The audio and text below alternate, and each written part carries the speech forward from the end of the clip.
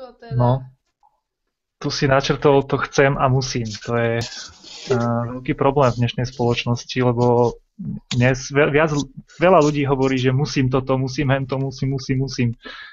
Namiesto toho, aby hovorili, ja chcem robiť toto, chcem toto, chcem toto. Ty chceš platiť dane? Myslím, že nechceš. No však práve, že nechcem. No, Hovorím, že ľudia hovoria, že musím. Hej, ale chápem, čo chceš povedať. Hej, že majú nejaké tie povinnosti, namiesto toho, aby hovorili, že ja chcem hrať na gitare, chcem mať kapelu, chcem spievať a proste namiesto toho, aby hovorili, čo chcú robiť, tak hovoria, že musím. A práve o toto ide, že oslobodiť sa od toho, čo musíš, aby si mohol robiť to, čo chceš. A to je také... Pre niektorých ľudí je to veľmi ťažké, pretože to práve záleží na tých financiách. A ľudia sú viazaní na tie financie. Hej, to je celkom smutné. Zase nemyslím, že úplne všetko záleží od financií, lebo mnoho ľudí by možno aj chcelo robiť veci, ktoré nie sú až tak závislé na tých financiách, ale vždy si povedia, že musím ísť do práce, musím ísť na nákupy, musím toto.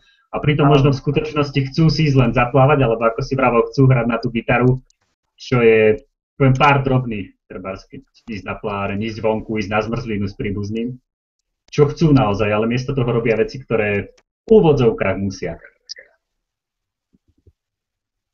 To je, aj tu sme v tej slovenskej mentalite.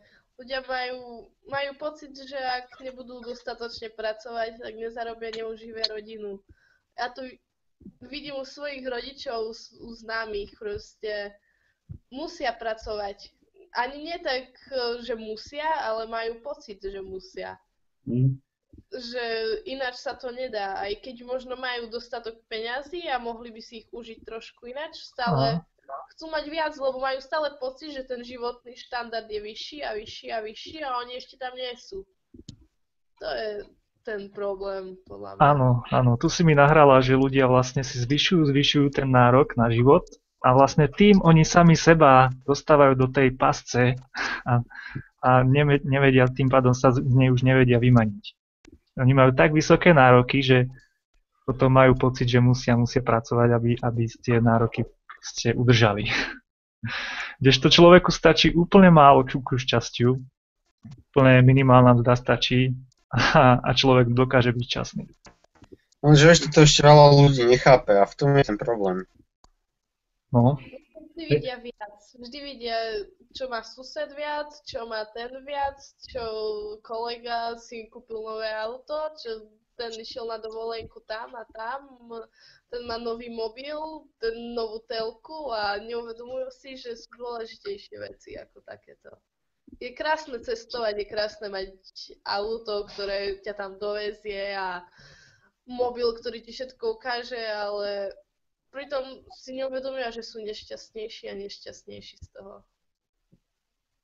Ak môžem, nechcem zase, aby sme my vyzerali, ako že my sme tí super, ktorí všetko vieme a oni nevedia nič. A poznamenať aj na to, že oni boli vlastne vychovaní v takej dobe, kde 30 rokov, alebo 50, alebo koľko už majú, absolútne jedno, boli stále učení touto metódou, že niečo musia, niečo robiť musia. A tak majú vlastne tie programy v sebe, takže asi by sme my mali s takým trošku príkladom, aby sme, nechcem povedať, že odnaučili, lebo však keď oni nebudú chcieť, tak sa to ťažko odnaučia. Ale aby sme im ukázali, že tá cesta je proste aj desi inde. Že nech to neberú ako, že my sme tí super, tí na tej evolúcii, tí najlepší a oni sú proste nič a oni musia len robiť tak, ako majú. Súhlasím. A tak vtedy im to asi aj tak vyhovovalo, no, že vtedy to bolo potrebné na prežitie, ale teraz je už doba iná a ešte to v sebe majú. Neviem, kniha Mindfuck vám niečo hovorí? Nie. Je mi to známe. Tak, to neskutočne dobrá kniha, presne o tom, že máme v hlave naprogramovaných nejakých 7 druhov Mindfucku, aspoň takto ich pomenovala autorka, ktoré nás obmedzujú, ktoré boli naprogramované už v minulosti, lebo v minulosti nebol taký ten životný štandard, ako je teraz. V minulosti museli sa starať o to, aby prežili, aby mali dostatok jedla, aby sa vyhli vojne, aby proste zvládli ten život a žili aspoň nejakej tej norme. A to naprogramovanie sa ťahá z rodičov na deti a stále sa posúva ďalej a ďalej a sme v kompletne inom systéme, v kompletne inom svete, kedy by sme konečne mali začať myslieť na seba a na svet okolo a nie len na prežitie rodiny, na to základné prežitie, ale na to, aby sme niečo dosiahli, niečo nové priniesli svetu.